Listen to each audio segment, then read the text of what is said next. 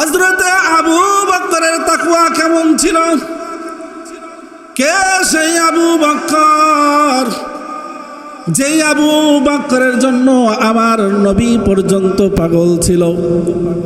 নবীর কলিজার সাহাবী হযরতে আবু বকর। এমন দিলের ভিতরে তাকওয়ার দ্বারা এমন তার দিলটা ভরা। ওই আবু বকর একদিন রাস্তা দিয়ে হেঁটে যাচ্ছেন, এক ইহুদি আবু বকরের সামনে আল্লাহকে গালি দিছে। আবু বকর সহ্য করতে পারে নাই। আবু বকরের সামনে ইহুদি যখন আল্লাহকে গালি দিছে, হযরতে আবু বকর এমন একটা চর মারছে ওই ইহুদিকে যে ওই ইহুদি গর্তের ভেতরে পড়ে গেছে। নরম মানুষ যদি গরম হয় সহজে ঠান্ডা হয় না, কথা বলেন ঠিক কিনা? আবু বকর সবচেয়ে নরম মানুষ ছিলেন, কিন্তু তার সামনে যখন আল্লাহকে গালি দিছে এত গরম হয়েছেন যে একটা থাপ্পড় দিয়া আবু বকর ওখান থেকে সরে নাই। ইহুদি গর্তের ভেতরে পড়ে গেছে, আবু বকর দাঁড়ায় আছে, উঠলে আর একটা মারবে। এখন ওই ইহুদি গর্তের থেকে ওঠে না, আবু বকর ওখান থেকে সরে না। অনেকক্ষণ দাঁড়ায় ছিল, যখন দেখলো যে আর ইহুদি উঠে না, আবু বকর সিদ্দিক চলে গেলেন। কিছুক্ষণ পরে ওই ইহুদি আল্লাহ রসুলের দরবারে গিয়া যায়, বিচার দিছে, আপনার সাহাবী আমাকে চর মারছে। তো রসুল মনে করছেন চর আর কে মারবে, হয়তো ওমর মারছে, কারণ ওমর হলো গরম। ওমর কি ভাই, কথা বলার আগে হাত উঠে যায়। তো ওমর হলো গরম, আল্লাহ রসুল মনে করছেন ওমর হয়তো কি করছে, মারছে। তো ইহুদিকে জিজ্ঞেস করছে, ভাই তোমার কে মারছে? আবু বকর মারছে। আল্লাহ রসুল কয়, আবু বকর? আবু বকর তোমাকে মারছে? আল্লাহ রসুল আবু বকরকে ডাক দিয়ে বলেন, আপনি মারছেন? ইয়া রাসূল আল্লাহ, হ্যাঁ আমি মারছি। আমার সামনে ইহুদি আল্লাহকে গালি দিছে, আমি সহ্য করতে পারি নাই, আমি তারে থাপ্পড় লাগাই দিছি। ইহুদি এত খারাপ, ওই জায়গাতে ইহুদি আল্লাহর কসম খেয়ে বলতেছে, আমি আল্লাহকে গালি দিইনি। আল্লাহ রসুল তখন আবু বকরকে ডেকে বলতেছে, আবু বকর, ইহুদি তো কসম খাইল, সে আল্লাহকে গালি দেয় নাই, তুমি এখন সাক্ষী পেশ করো।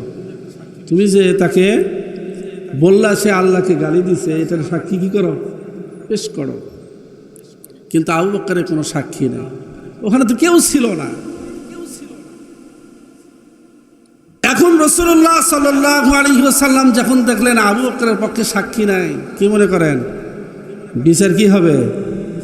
দুই হবে। আমাদের সমাজে তো বিচার অন্যরকম হয়, কথা বলেন ঠিক কিনা? কোনো দুর্দিক দিয়ে যদি একটু ব্লাড কালেকশন থাকে তাহলেই হয়েছে কাম, অথবা যদি কিছু মামা দিতে পারে তাহলে বিচার কি হয়ে যায়, অন্যরকম হয়ে যায়। এখানে ইহুদি আর হলো আবু বকর, যে আবু বকর আল্লাহ রসুলের কলিজার সাহাবী ছিল, তো রসুল চাইলে তো সেখানে অন্যরকম করতে পারতেন, কিন্তু রসুল বিচার করলেন, ইহুদি যাও, তোমাকে যেহেতু থাপ্পড় মারছে তুমিও আবু বকরের গালে থাপ্পড় মারো। যুবক ভাই, ও বৃদ্ধ বাবাজি, পর্দার অন্তরালের মা, আল্লাহ রসুল যখন ইহুদিকে বললেন, ও ইহুদি তুমি যাও যাও আবু বকরের গালে একটা থাপ্পড় মারো, যেহেতু সে থাপ্পড় মারছে, কারণ হলো সে কোনো সাক্ষী দিতে পারে নাই। আল্লাহ রসুল যদিও বা এই ফয়সালা দিয়েছেন, কিন্তু রসুলের মন মানে না। রসুল জানে আমার আবু বকর কখনো মিথ্যা কথা বলতে পারে না। ইহুদি দাঁড়াইছে, হযরত ওমরের দিকে রওয়ানা। ওমরের গালে থাপ্পড় মারবে যখন রওয়ানা হয়েছে, আবু বকরের চোখের পানি দরদর করে পড়তেছে। রসুলও কান্দেন, আবু বকরও কান্দে। রসুল ফয়সালা দিয়েছেন ঠিকই, কিন্তু রসুলের মন মানে না। রসুলের মনে সহ্য হয় না যে ইহুদির নাপাক হাত আমার আবু বকরের গালে লাগবে। আল্লাহর রসুলও কান্দেন, আবু বকরও কান্দে। কিন্তু নিরুপায়, যেহেতু আবু বকরের পক্ষে কোনো সাক্ষী নাই, আল্লাহর রাসূল যখন কাঁদতেছেন, আমার আল্লাহ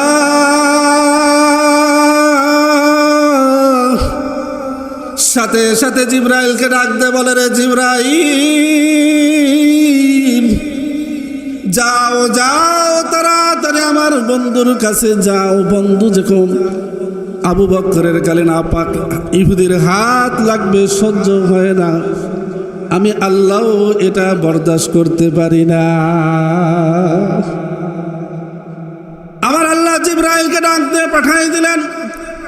হঠাৎ করে আল্লাহর রাসূলের কাছে জিবরাইল এসে ডাক দিয়ে বলে, ইয়া রাসূলুল্লাহ, ইয়া হাবিবাল্লাহ, যেমন আপনার মন চায় না আবু বকরের গালে এই ইহুদির নাপাক হাত লাগুক, আমার আল্লাহ এটা চায় না, কিন্তু আপনি নিরুপায়, কারণ আবু বকরের পক্ষে কোনো সাক্ষী নাই।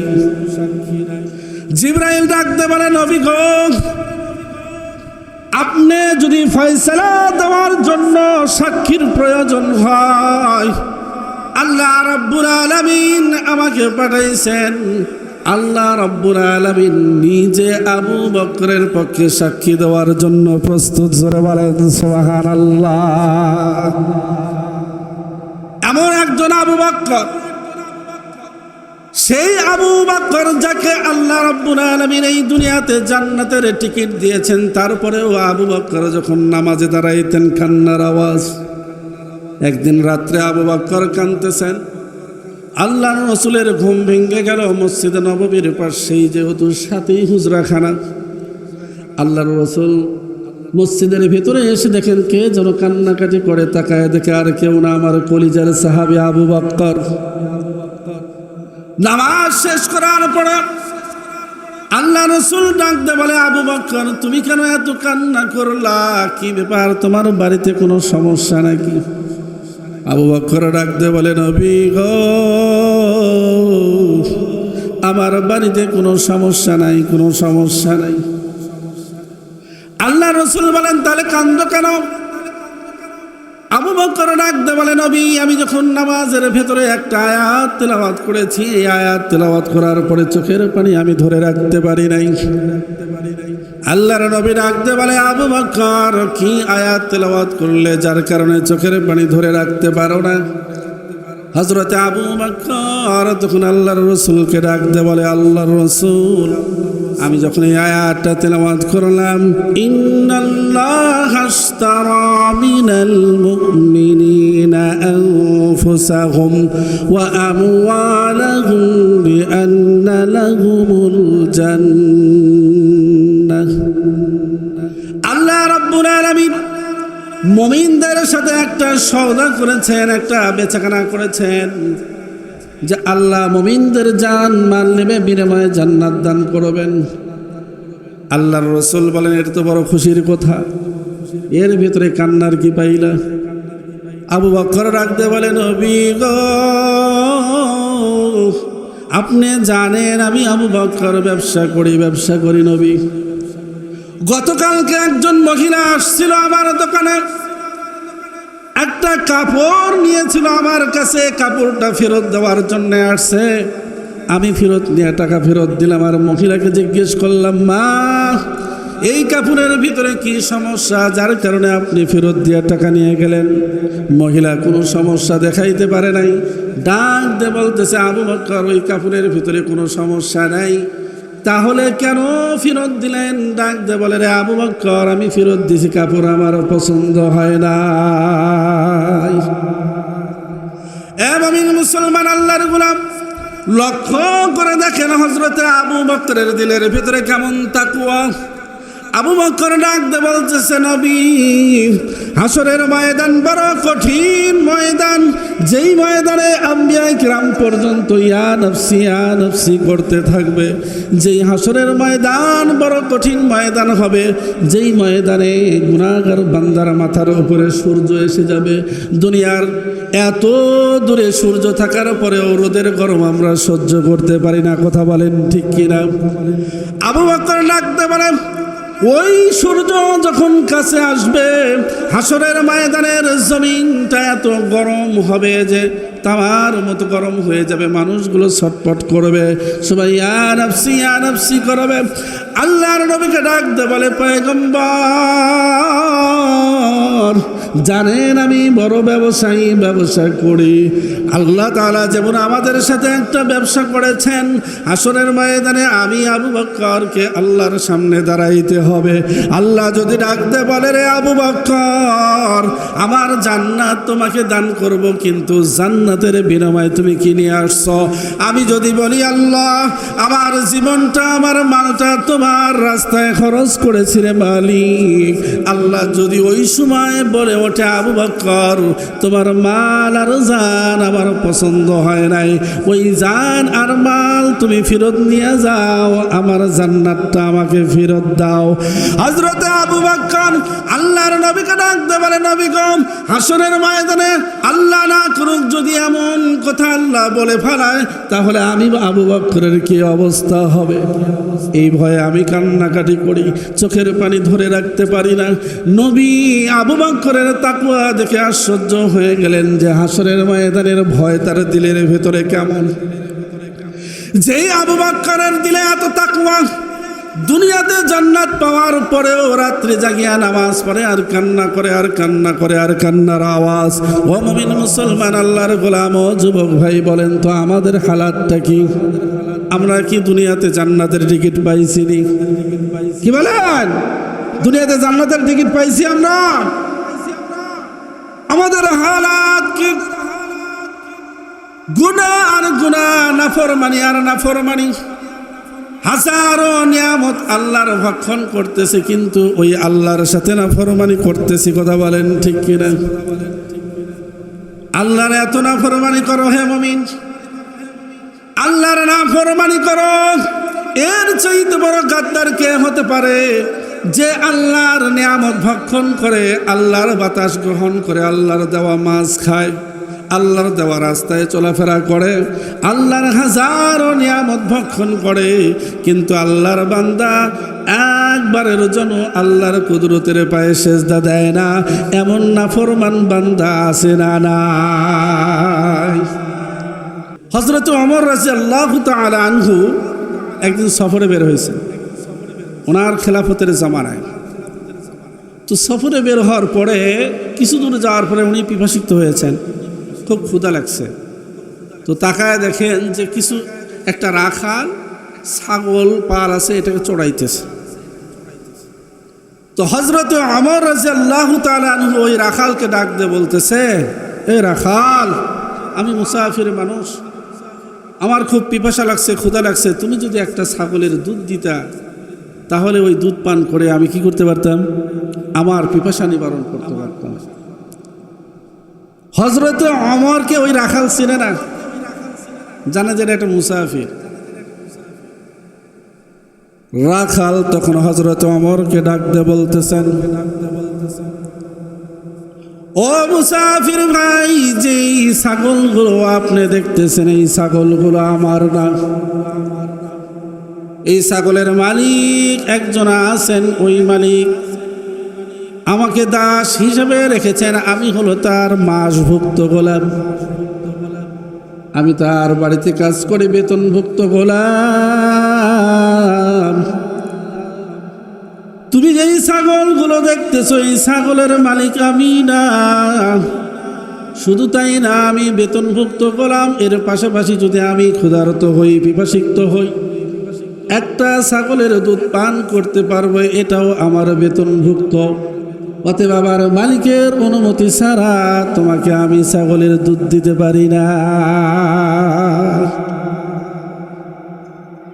হযরত ওমর চিন্তা করলেন, আমার রাজ্যে এমন একজন রাখাল আছে, যে রাখালের ভিতরে এত তাকওয়া, যে রাখালের ভিতরে এত আমানতদারি, আমার পিপাসা গেছে বা না গেছে এটার দরকার নাই, কিন্তু এই রাখালের ভিতরে যে আমানতদারি, আসলেই আমানতদারি আছে না নাই একটু পরীক্ষা করতে চাই।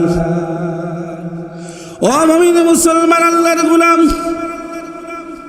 হযরতে ওমর তখন ওই রাখালকে ডাক দে বলে, রে রাখাল, তুমি একটা ছাগল আমার কাছে ন্যায্য মূল্যে বিক্রি করো, এর দ্বারা আমারও লাভ হবে, তোমারও লাভ হবে। রাখালকে ডাক দে বলে, শোনো, ন্যায্য মূল্যে যদি তুমি বিক্রি করো তাহলে আমার লাভ হলো আমি দুধ পান করতে পারবো, আর তোমার লাভ হলো বেতনভুক্ত তুমি গোলাম, মাস শেষে তুমি বেতন পাইবা, কিন্তু এই একটা ছাগলের টাকা তুমি অতিরিক্ত পাইলা, এটা তোমার লাভ। ও মুমিন মুসলমান আল্লাহর গোলাম, কথাগুলো ভালো করে খেয়াল করেন। যখন ওই গোলামকে এইভাবে হযরতে ওমর বললেন, গোলাম তখন ডাক দে বলে, মুসাফির ভাই, আমি যখন এই ছাগলগুলো আমার বাড়িতে নিয়ে যাব, মালিক তখন গুনে গুনে নিবে। মালিক যদি জিজ্ঞেস করে একটা ছাগল কি হইল, মালিককে আমি কি উত্তর দেব, তুমি বলিয়া যাও। হযরত ওমর এই রাখালকে ডাক দে বলে, রে রাখাল,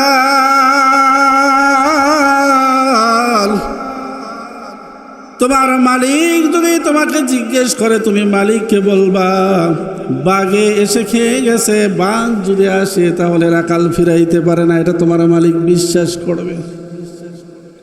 ও মুমিন মুসলমান আল্লাহর গোলাম, বলেন ওই রাখালের ভিতরে এত তাকওয়া, এত আল্লাহ ভীতি, ওই রাখালটা এত রাগান্বিত হইলেন। হযরতে ওমরকে তো চিনেন না, বরং মুসাফির বলে সম্বোধন করে বলতেছে, রে মুসাফির ভাই, তুমি যে কথাটা বললা, আমি যদি আমার মালিককে বলি, আমার মালিক আমাকে বিশ্বাস করবে, কারণ আমি আমার মালিকের হলো বিশ্বস্ত গোলাম, মালিককে বলার সাথে সাথে বিশ্বাস করবে। কিন্তু তুমি বলিয়া যাও, কেউ যদি না দেখে, দেখে কে? আওয়াজ করে বলেন, কেউ যদি না দেখে, দেখে আমার আল্লাহ। আমার আল্লাহ সব কিছু দেখেন। হাসরের ময়দানে আল্লাহর সামনে আমাকে দাঁড়াইতে হবে। ও মুসাফির ভাই, বলো, আল্লাহ তাআলা যদি আমাকে জিজ্ঞেস করে, রাখাল একটা ছাগল কি করছিলা, আল্লাহর সামনে আমি কি জবাব দেব? তুমি এই কথা উত্তর দিয়া যা। ও যুবক ভাই, অবৃদ্ধ বাবাজি, ভালো করে শ্রবণ করেন, কান লাগাইয়া শ্রবণ করেন বাবা। হযরতে ওমর যখন রাখালের এই হালত দেখলেন, তিনি বুঝতে পারলেন এই রাখাল সাধারণ কোনো রাখাল না, যার ভিতরে আল্লাহর তাকওয়া, আল্লাহ ভীতি, আল্লাহর ভয় আছে। ইচ্ছে করলে রাখাল তো দুর্নীতি করতে পারত, কিন্তু করে নাই কেন? আল্লাহর ভয় আছে। কথা বলেন ঠিক কিনা?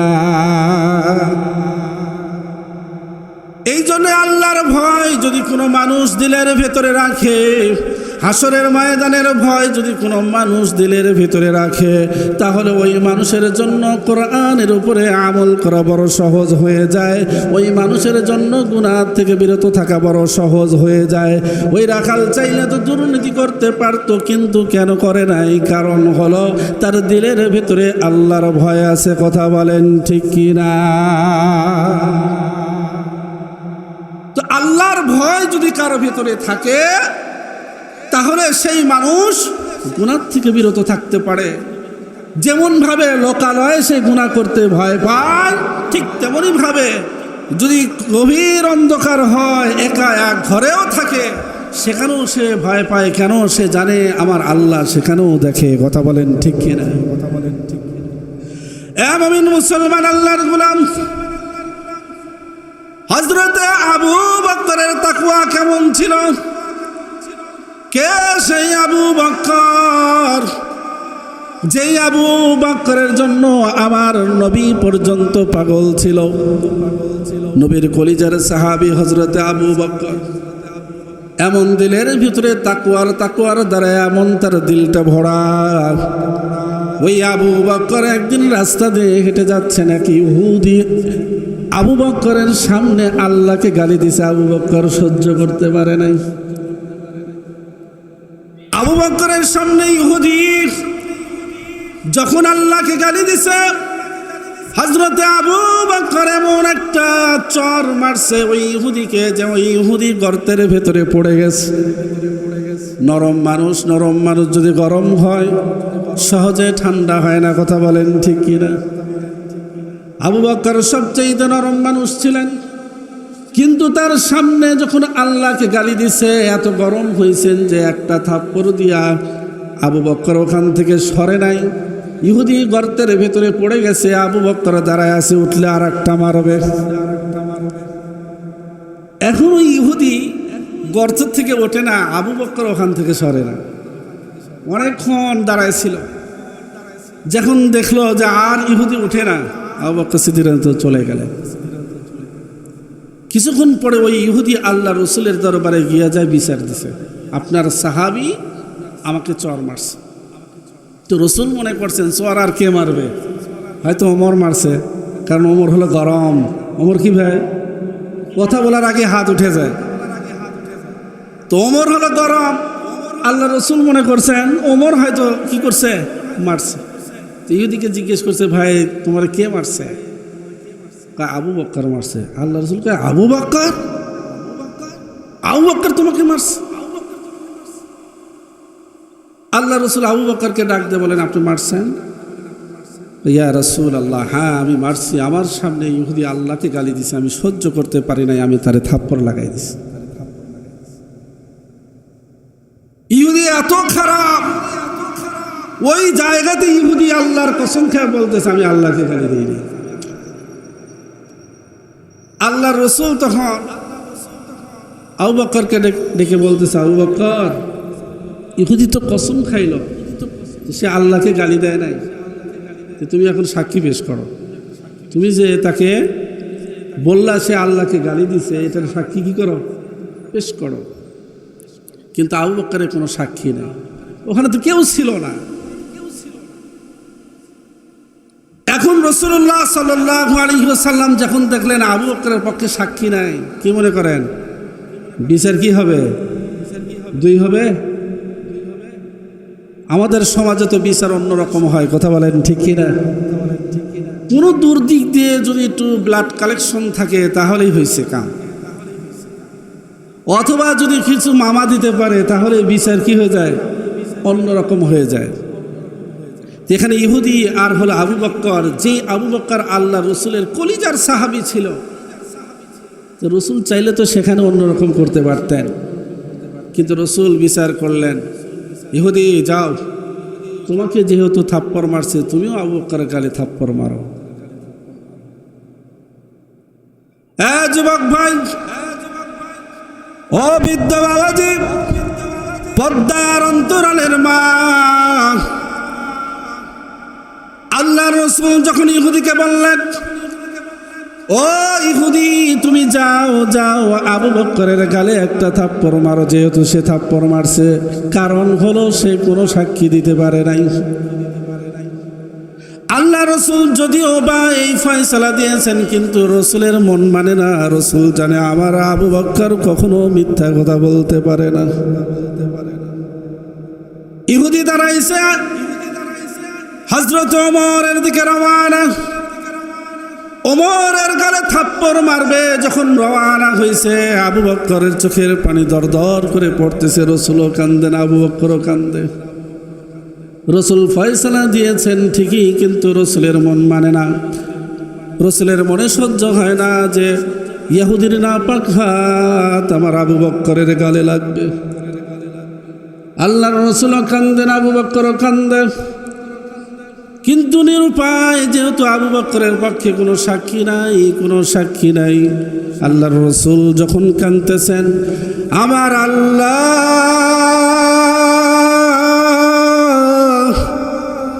সাথে সাথে জিবরাইলকে ডাক দে, বলে রে জিবরাইল,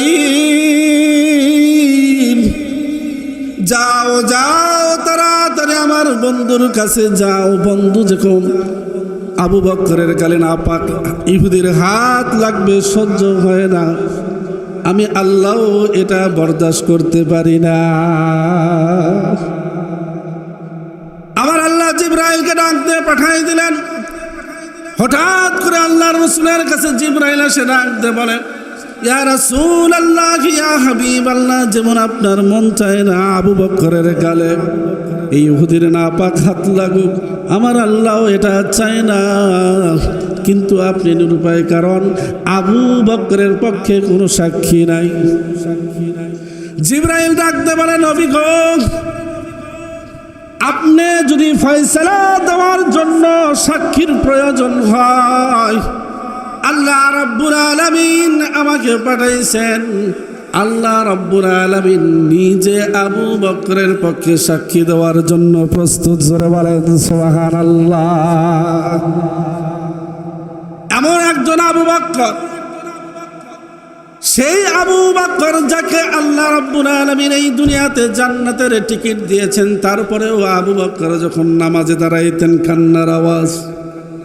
একদিন রাত্রে আবু বকর কাঁদতেছেন, আল্লাহর রাসূলের ঘুম ভেঙে গেল। মসজিদে নববীর পাশেই যেহেতু সাথেই হুজরাখানা, আল্লাহর রাসূল মসজিদের ভিতরে এসে দেখেন কে যেন কান্নাকাটি করে। তাকায় দেখে আর কেউ না, আমার কলিজার সাহাবী আবু বকর।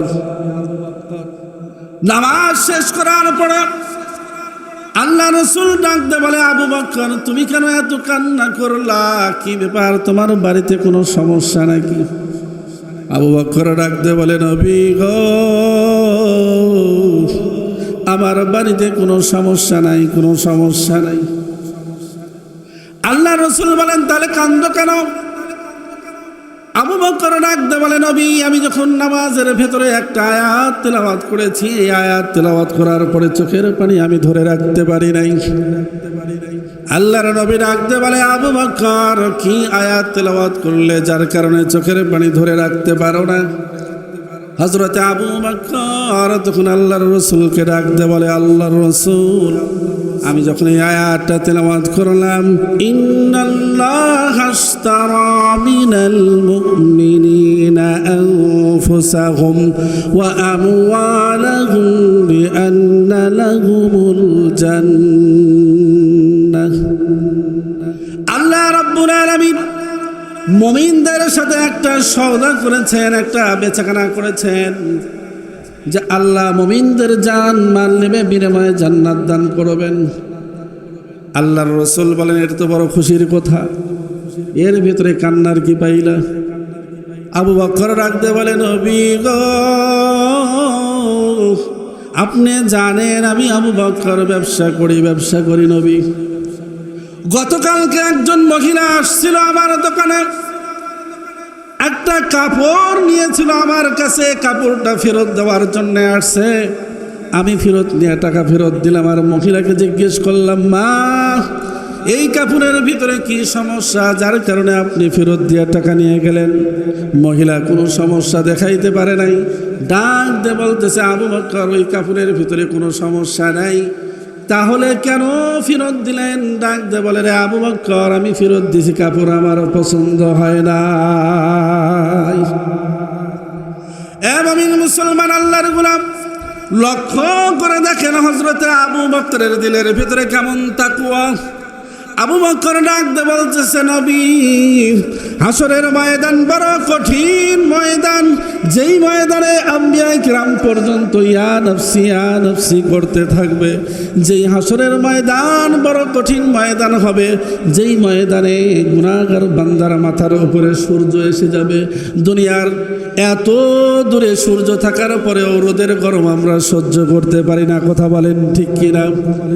আবু বকর ডাকতে বলেন, ওই সূর্য যখন কাছে আসবে, হাসরের ময়দানের জমিনটা এত গরম হবে যে তামার মতো গরম হয়ে যাবে, মানুষগুলো ছটপট করবে, সবাই ইয়া নফসি করবে। আল্লাহর নবীকে ডাকতে বলে, পয়গম্বর, জানেন আমি বড় ব্যবসা করি। আল্লাহ তাআলা যেমন আমাদের সাথে একটা ব্যবসা করেছেন, হাসরের ময়দানে আমি আবু বকরকে আল্লাহর সামনে দাঁড়াইতে হবে। আল্লাহ যদি ডাকতে বলে, রে আবু বকর, আমার জান্নাত তোমাকে দান করব, কিন্তু জান্নাতের বিনিময়ে তুমি কি নিয়ে আসছো? আমি যদি বলি, আল্লাহ, আমার জীবনটা, আমার মালটা তোমার রাস্তায় খরচ করেছি রে মালিক, আল্লাহ যদি ওই সময় বলে, ও ওঠে, আবু বকর তোমার মাল আর জান আমার পছন্দ হয় নাই, ওই জান আর মাল তুমি ফেরত নিয়ে যাও, আমার জান্নাতটা আমাকে ফেরত দাও। হযরতে আবু বকর আল্লাহর নবীকে ডাকতে বলে, নবী গো, হাসরের ময়দানে আল্লাহ না করুক যদি এমন কথা আল্লাহ বলে ফেলায়, তাহলে আমি আবু বকরের কি অবস্থা হবে? এই ভয়ে আমি কান্নাকাটি করি, চোখের পানি ধরে রাখতে পারি না। নবী আবু বকরের তাকওয়া দেখে আশ্চর্য হয়ে গেলেন যে হাসরের ময়দানের ভয় তার দিলের ভেতরে কেমন। যেই আবু বকরের দিলে এত তাকওয়া, দুনিয়াতে জান্নাত পাওয়ার পরেও রাত্রে জাগিয়া নামাজ পড়ে আর কান্না করে আর কান্না করে আর কান্নার আওয়াজ। ও মুমিন মুসলমান, আল্লাহর গোলাম ও যুবক ভাই, বলেন তো আমাদের হালাতটা কি? আমরা কি দুনিয়াতে জান্নাতের টিকিট পাইছি? কি বলেন? দুনিয়াতে জান্নাতের টিকিট পাইছি আমরা? আমাদের হালাত কি? গুনাহ আর গুনাহ, নাফরমানি আর নাফরমানি। হাজারো নিয়ামত আল্লাহর ভক্ষণ করতেছে, কিন্তু ওই আল্লাহর সাথে নাফরমানি করতেছি। কথা বলেন ঠিক কিনা? আল্লাহর এত নাফরমানি করো হে মুমিন, আল্লাহর নাফরমানি করো। এর চাইতে বড় গাদ্দার কে হতে পারে যে আল্লাহর নিয়ামত ভক্ষণ করে, আল্লাহর বাতাস গ্রহণ করে, আল্লাহর দেওয়া মাছ খায়, আল্লাহর দেওয়া রাস্তায় চলাফেরা করে, আল্লাহর হাজারো নিয়ামত ভক্ষণ করে, কিন্তু আল্লাহর বান্দা একবারের জন্য আল্লাহর কুদরতের পায়ে সেজদা দেয় না। এমন নাফরমান বান্দা আছে না? নাই। এই জন্য আল্লাহ রাব্বুল আলামিন কুরআনুল হাকিমের মধ্যে রেখে বলতেছেন, ইয়া আইয়ুহাল্লাযীনা আমানুত্তাকুল্লাহ হাক্কা তুকাতিহ ওয়া লা তামুতুন্না ইল্লা ওয়া আনতুম মুসলিমুন। এই জন্য আল্লাহ রাব্বুল আলামিন তাকওয়া অর্জন করার জন্য মুমিনদেরকে ডেকে বলতেছেন, হে মুমিনেরা, তোমরা আল্লাহকে ভয় করো। ভয় করার মতো মুসলমান না হইয়া কবরে আসিও না।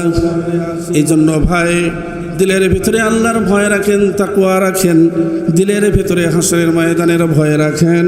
একদিন এমন আসবে যে হাসরের ময়দানে আমাদেরকে সবাইকে দাঁড়াইতে হবে আল্লাহর সামনে। ওই সময় আল্লাহর সামনে কি জবাব দেবেন? এ যুবক ভাই, এই দুনিয়ার পিছনে যে তুমি দৌড়াইতেছ, দৌড়াইয়া দৌড়াইয়া তোমার যৌবনটাকে নষ্ট করতেছ, গুনার পিছনে দৌড়াইতেছ। এ যুবক ভাই, চতুর্দিকে তাকায় দেখেন কত মানুষ দুনিয়া থেকে চলে গেল।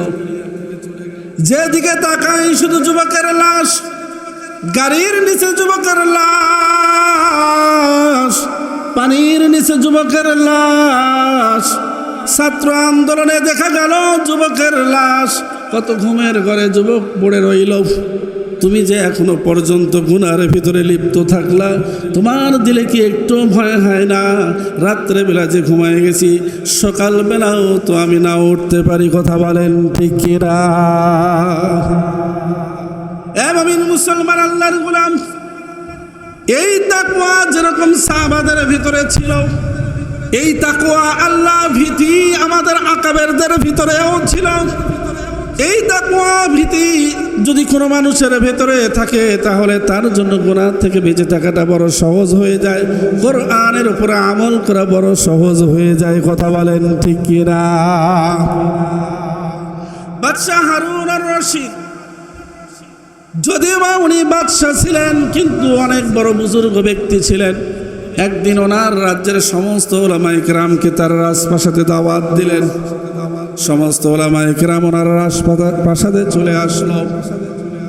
অনেক খাবারের আয়োজন করলেন, ওলামায়ে কেরামদেরকে মেহমানদারি করলেন।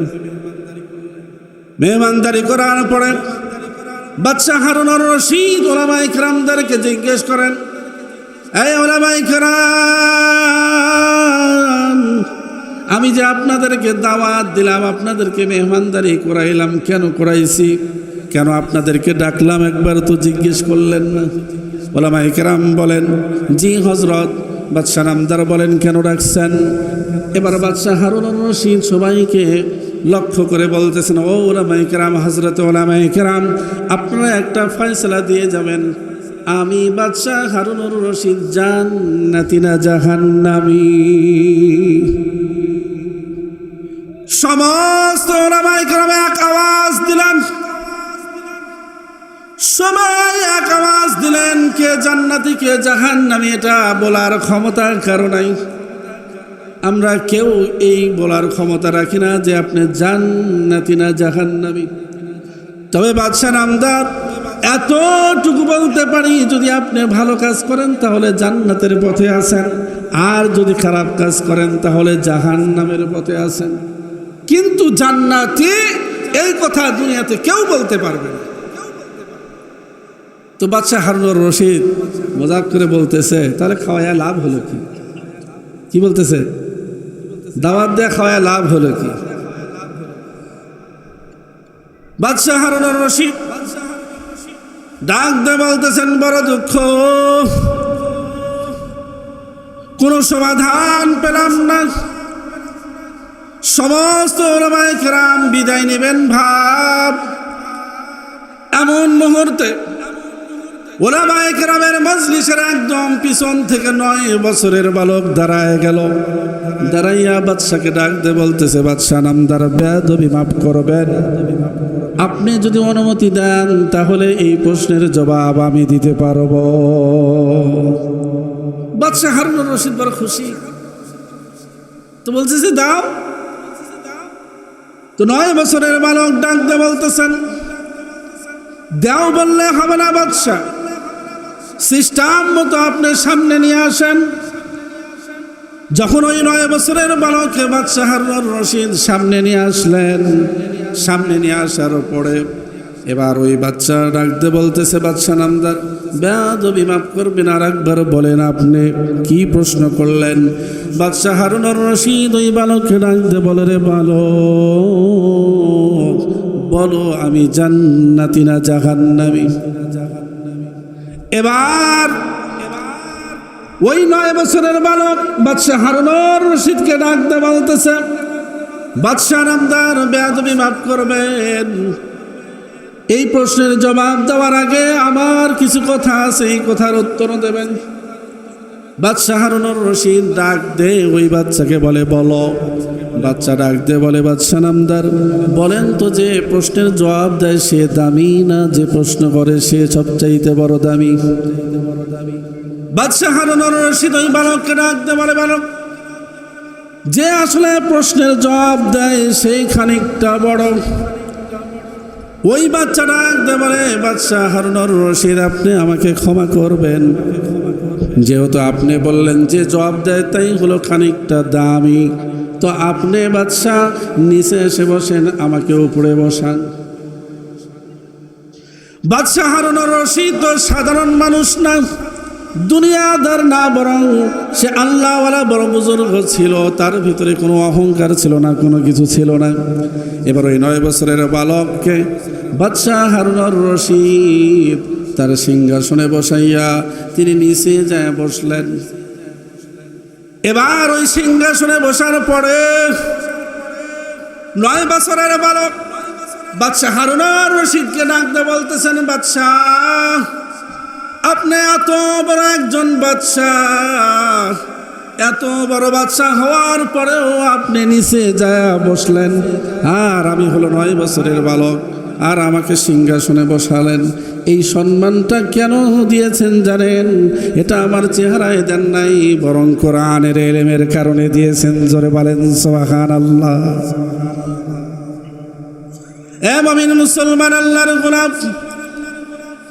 ও পদ্মার অন্তরালের মা, ওই ছোট্ট বালক যখন সিংহাসনে বসলেন, বাদশাহ হারুনুর রশিদকে ডাক দিয়ে বলেন, বাদশাহ হারুনুর রশিদ, আপনি তো আমার চেহারায় এই সিংহাসনে বসান নাই, বরং আল্লাহ রাব্বুল আলামিন যে কোরআনের ইলম দিয়েছেন, এই কোরআনের ইলমের কারণে আপনি আমাকে সিংহাসনে বসাইছেন। কথা বলেন ঠিক কিনা?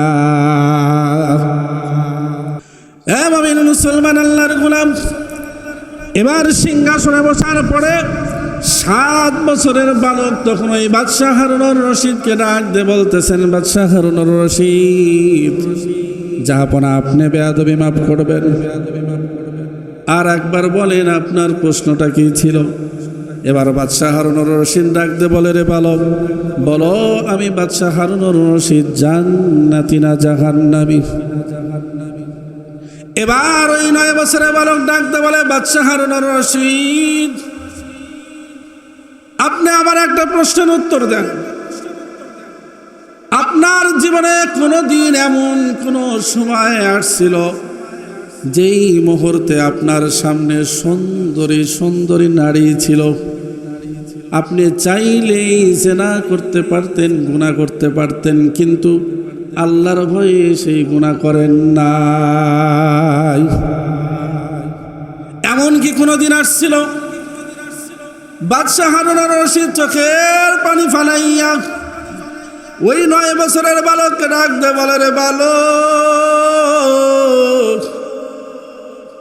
আমি বাদশাহ হারুনুর রশিদের সামনে শুধু একদিন না বরং শত শত হাজার হাজার দিন আমার সামনে এমন আসছে যে অনেক শত শত হাজার হাজার মহিলা আমার সামনে আসছে, কিন্তু আমি আল্লাহর ভয়ে ওই নারীর সাথে জিনাতে লিপ্ত হই নাই। ওই 9 বছরের বালক ডাক দে বলে, বাদশাহ নামদার, তাহলে আপনি শুনুন, আমি 9 বছরের বালক বলতেছি আপনি হলো জান্নাতি। জোরে কন্না আল্লাহু আকবার। 9 বছরের বালক ডাক দে বলতেছে, আমি বলতেছি আপনি হলো জান্নাতি। এই ফয়সালা দেওয়ার সাথে সমস্ত উলামায়ে কেরাম দাঁড়ায় গেল। ওই 9 বছরের বালককে ডাক দে বলতেছে, রে বালক, আমরা কোনো উলামায়ে কেরাম কোনো সিদ্ধান্ত দিতে পারলাম না, তুমি কিসের ভিত্তিতে সিদ্ধান্ত দিলা, তাড়াতাড়ি বলো। ওই 9 বছরের বালক ডাক দে বলতেছেন, হযরত উলামায়ে কেরাম আপনারা টেনশন করবেন না, বরং আমি আপনাদেরকে কোরআনুল কারীম থেকে একটা দলিল দেব, যেই দলিলের ভিত্তিতে আমি বলেছি বাদশাহ হারুনুর রশিদ জান্নাতি।